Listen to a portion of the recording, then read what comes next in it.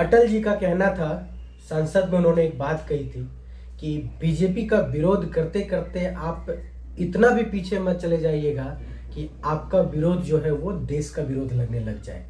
अटल जी ने ये बात संसद में कही थी और ये बात अभी के जमाने में बिल्कुल सच होता साबित हो रहा है।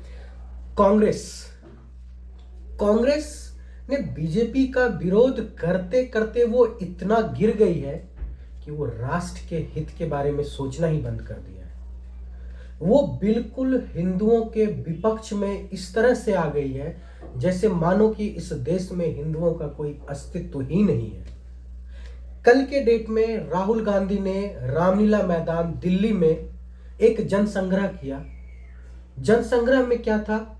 जनसंग्रह में लोगों को बुलाया गया और उस जनसंग्रह का नाम दिया गया वोट छोड़ गद्दी छोड़, यानी कि वोट चोर जो है वो गद्दी छोड़। ये पूरा का पूरा नरेंद्र मोदी जी के लिए बोला गया।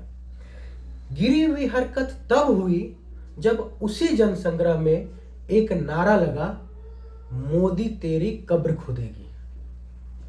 आप सोचिए, देश के प्रधानमंत्री के बारे में विपक्ष की पार्टी ने एक जनसंग्रह किया है और वहां यह नारा लग रहा है कि मोदी तेरी कब्र खुदेगी, और वो जनसंग्रह पार्टी चलती रही, उसको कोई रोकने वाला नहीं हुआ। अपना वो होगा आपका विपक्ष, भारतीय जनता पार्टी आपकी विपक्ष पार्टी होगी, लेकिन वो मोदी पूरे देश को रिप्रेजेंट कर रहा है और आपका ये जनसंग्रह पूरा देश के साथ साथ पूरा विश्व देख रहा है। आपने अपने देश के प्रधानमंत्री को पूरे विश्व के सामने मोदी तेरी कब्र खुदेगी आप ये बोल रहे हो उसको। इतनी नीच हरकत आज तक के इतिहास में भारत में किसी ने नहीं किया था जितना नीच हरकत कल के डेट में राहुल गांधी और उसकी बहन प्रियंका गांधी, अखिलेश यादव और वहां के जुटे हुए जनसंग्रह में जुटे हुई जनता ने किया है। आप देश के प्रधानमंत्री की इज्जत नहीं कर रहे हैं, उसको इंडिया की जनता ने चुन करके वहां पे भेजा है और आप उस जनता के द्वारा, कुछ चुने हुए जनता के द्वारा उस देश के प्रधानमंत्री को खुलेआम में चेतावनी दे रहे हैं कि मोदी तेरी कब्र खुदेगी। क्या वो देश का आतंकवादी है? कभी आपने ये तो नहीं बोला आतंकवादी तेरी कब्र खुदेगी, कभी ये नहीं बोला था कसाब तेरी कब्र खुरेगी। अफजल गुरु के लिए रात के 2 बजे तो आप ये नारा नहीं लगा रहे थे कि अफजल गुरु तेरी कब्र खुदेगी, उसके लिए तो आपने 2 बजे रात को सुप्रीम कोर्ट का चालू कर दिया था। देश के हित के लिए एक सिंपल स्टेटमेंट दे रहा हूं, मैं एक छोटा यूट्यूबर हूं, लेकिन देश के हित के लिए ये कांग्रेस पार्टी वो जहर है जो एक बार अगर आपके शरीर में चला जाए तो आपको खोखला करके छोड़ देगी। पढ़े लिखे होंगे राहुल गांधी, आप इटली, ब्रिटेन, स्विट्जरलैंड, लंदन, जहां से पढ़े आप, लेकिन आप इस देश के हितैषी कभी नहीं बन सकते।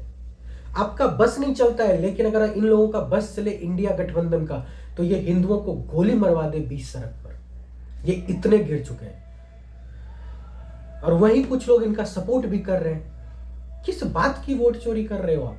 वो वोट चोरी जो सबसे पहले नेहरू और हमारे जो वल्लभ भाई पटेल थे उनके बीच में हुई थी। नेहरू को 2 वोट मिला था, फिर भी वो देश के प्रधानमंत्री बन गए।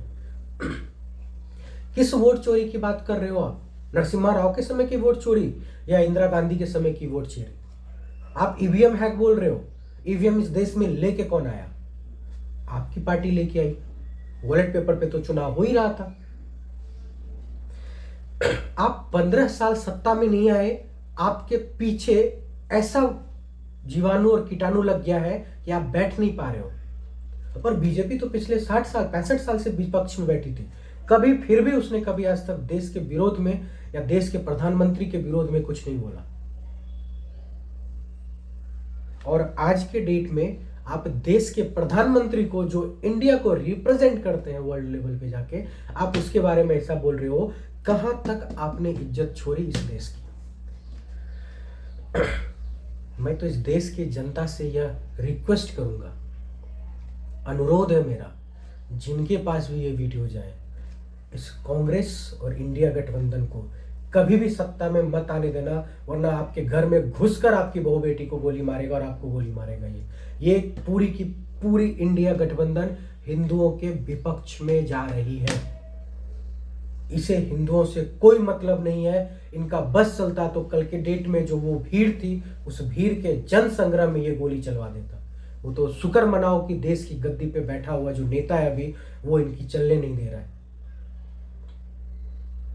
और ये वो लोग बोल रहे हैं जिनके ऊपर खुद इतने सारे घोटाले लगे हुए हैं। अगर उनको घोटाले में घसीट लिया जाए तो कितने जन्म गुजर जाएंगे, उनको बेल नहीं मिल पाएगा। और वो लोग बोल रहे हैं वोट चोर गद्दी चोर।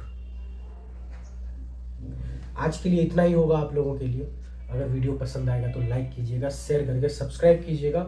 और एक बात याद रखिएगा, ये इंडिया गठबंधन देश को खोखला कर देगी, और इस बात को कभी मत भूलिएगा। सोच समझ के जरा किसी का सपोर्ट कीजिएगा। धन्यवाद, थैंक यू सो मच, जय श्री राम।